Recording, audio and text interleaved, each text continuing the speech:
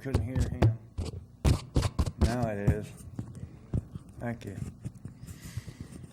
Gene Hurt, 107 Jefferson Street in Pomona, Kansas.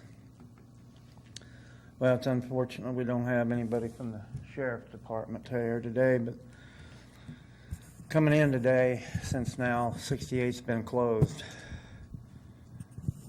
coming in today, it's like I've been driving in a Grand Prix on the bet all the way in from south side of Pomona.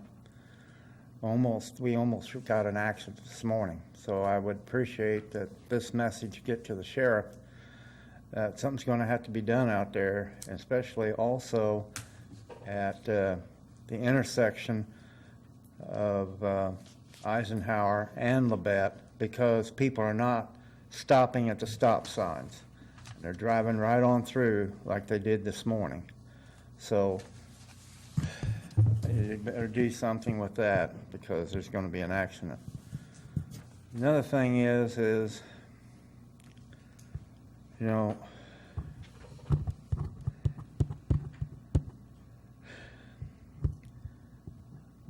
I hope that we're going to address this issue on the motels again.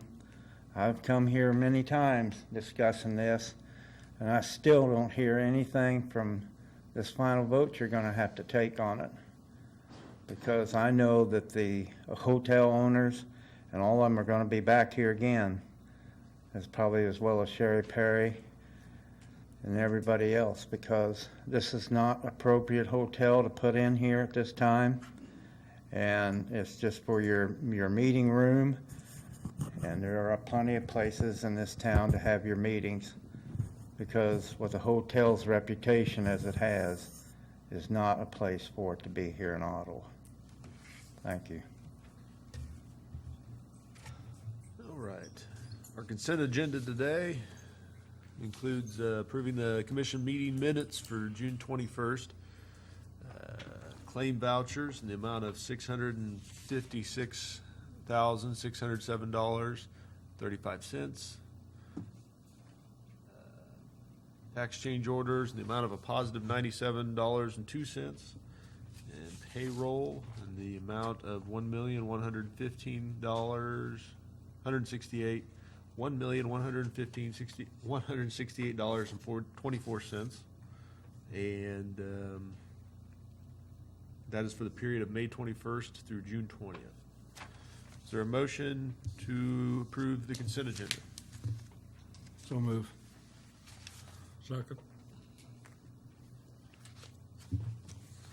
Commissioner Dunn, Yes. Commissioner Howard, Yes. Commissioner Renaud, Yes. Commissioner Oglesby, Yes. Chair Waymeyer. Yes, I'll abstain from the minutes on the meeting. I wasn't here. And brings us to our first item of business, which is to consider for approval the reappointment of Janet Peters to the Ransom Memorial Hospital Board of Trustees. Yeah, as you all know, the commission is responsible for appointing members to the Ransom Board. It's a 7-member board. They serve 4 terms. Janet is up for reappointment. I believe your cover sheet points out that she's been on the Board of Trustees since 2005 and was on the Charitable Association Board for 5 years prior to that. So she's here this morning seeking reappointment, and certainly would stand for any questions that you have. I attend those meetings, and I can tell you Janet does a very good job. She's well-liked and respected, and it would be a unanimous recommendation that she be reappointed. Anyone have any questions for Janet, or beyond what is in the material provided? All right. Would someone like to make a motion? I'll make the motion to reappoint Janet Peters to the hospital board. Is there a second? Second. Commissioner Howard, Yes. Commissioner Renaud, Yes. Commissioner Oglesby, Yes. Commissioner Dunn, Yes. Chair Waymeyer. Yes. Thank you. Thank you for Yes, thank you for serving. volunteering. All right. And our second item of business is consider authorizing a submittal for an application. Good morning, Commissioners. Morning. KDOT is accepting applications for the local off-system bridge program. Bridge 17-11.8 is the fourth bridge on the county's priority list and has a sufficiency rating of 32%. Current estimated cost is $480,000, and the 2019 local share would be $110,292. The request is a motion authorizing the submittal of an application. Questions for Jim? This is just an application, it doesn't guarantee, but it's, No, there's no guarantee. We've tried twice with the bridge up on Texas and not had any luck. Hopefully this one being fracture critical and only a third of a sufficiency rating will grade better than the one on Texas. Right. It's a one-lane pony truss bridge, 62 foot long and a jump span on one end. It's on Pawnee, west of Eisenhower. Someone would like to make a motion to approve authorizing the submittal. Make the motion. Second.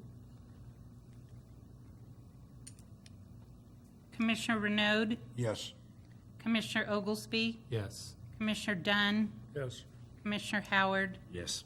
Chair Waymeyer. Yes. And our third item of business is also with Jim.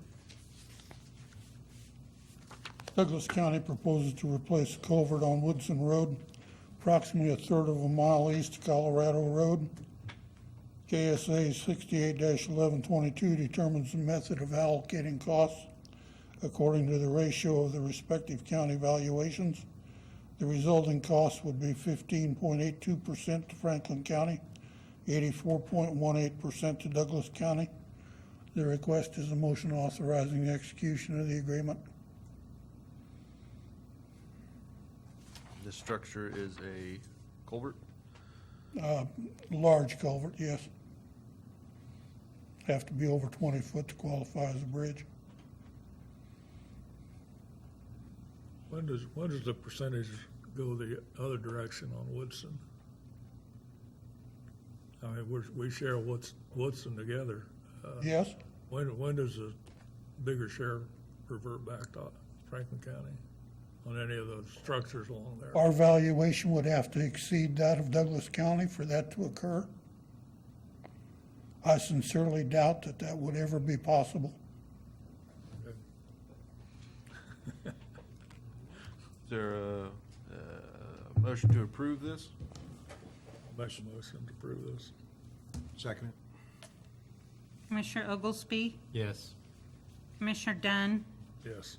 Commissioner Howard, Yes. Commissioner Renaud, Yes. Chair Waymeyer. Yes. All right, Jim. And the fourth item of business is yours.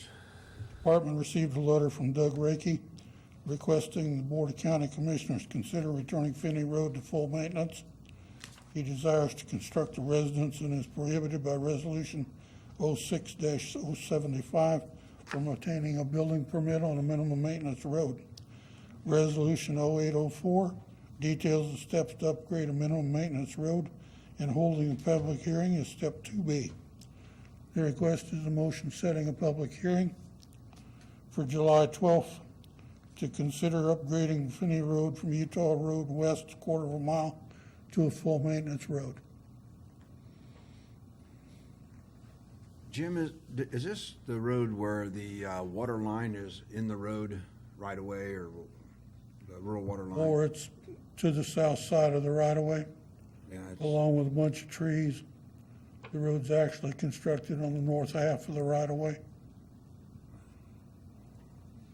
There is the ability to meet other requirements to build the structure then, like the ability to get a water meter or, As far as I know, there's houses on that already. okay. It's just that you can't do a new house without that. The road is in pretty much not below our maintenance standard anyway right now, is it? I mean, It's a minimum maintenance road that's been rocked by one of the property owners. right.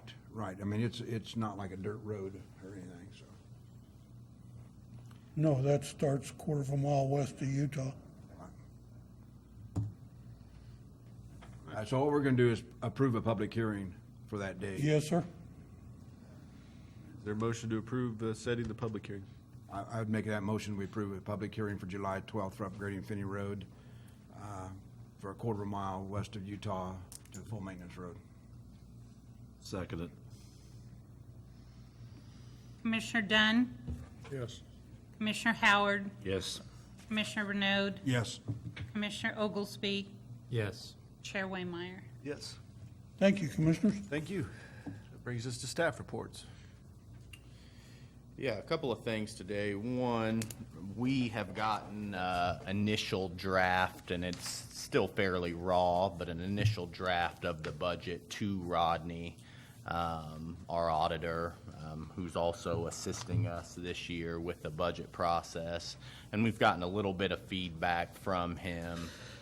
Janet and I are working through that right now, and when we get that a little bit more refined, we'll have an initial kind of draft ready for the board to look at. So that'll probably be within the next couple of weeks. I met with Susan Rader yesterday, and we had a nice discussion about tourism and how that's going out there. She is right on target to be, and we might very well do it today, go ahead and bring her on.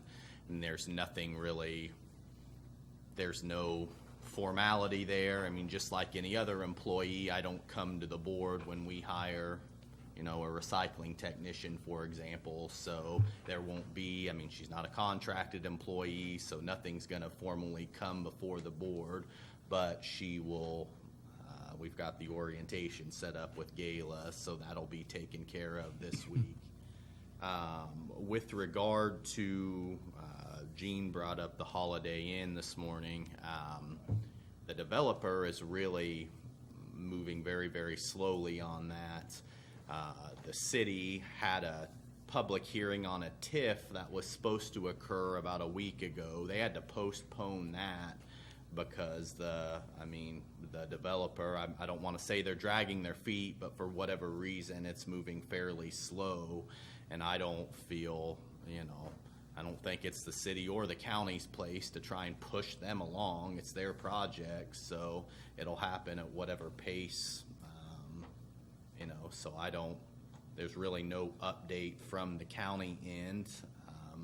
They're working with the city primarily first, and I suspect once that is moved along, then the county and the developer will start discussing that term sheet again with the TGT rebate and all that. But when that is, I don't know, but it's certainly still hanging out there. And as updates come in, you can rest assured I will provide them to the board. So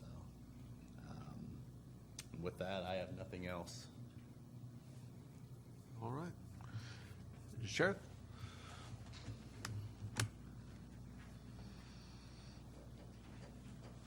Morning, Commissioners. We've been very busy. Friday, we had a graduation at the Law Enforcement Academy. Nick Gray graduated from the academy and is now fully certified law enforcement officer. He works in our court security unit, and so we're glad to have him back. We still have one that's down there right now attending the academy. This is the start of week 6 for her, so got a little ways to go. It's a 14-week academy. We have been, as I said, very busy. Monday, I want to commend not just my staff, but also the cooperation that we had with Highway Patrol and Osage County. We had incidents where we had helicopters up twice, 2 different times on Monday, and those ended well with recovered stolen property and people in custody and nobody hurt. So that's the way we hope that always works out. And having the helicopters and the canines helped out greatly on that. So And then the last thing I have is, you've heard me say before that the primary job of a sheriff is to protect people from the government. And yesterday, we celebrated the 20th anniversary of Mack versus the United States. That was a lawsuit filed by some sheriffs, headed up by Sheriff Richard Mack out of Arizona. But they sued the federal government for an overreach, and it had to do with gun restrictions. And that went all the way to Supreme Court, and the sheriffs won. And that was a good thing for, as I believe, freedom, and then for local governments and state and county governments, as far as the sovereignty there, and not being pushed around by the federal government. And we celebrated that, the 20th anniversary of that yesterday. So other than that, if you guys have any questions, I'd be happy to answer. Thank you. Thanks. Jim? All right. Commissioners' comments, board reports? I haven't been anything since. Nothing? Nope. All right, then. There's nothing else to add. Ask for a motion to adjourn. I'll make a motion that we adjourn. Is there a second? Second. All in favor? Aye. All right. Any opposed? We're adjourned.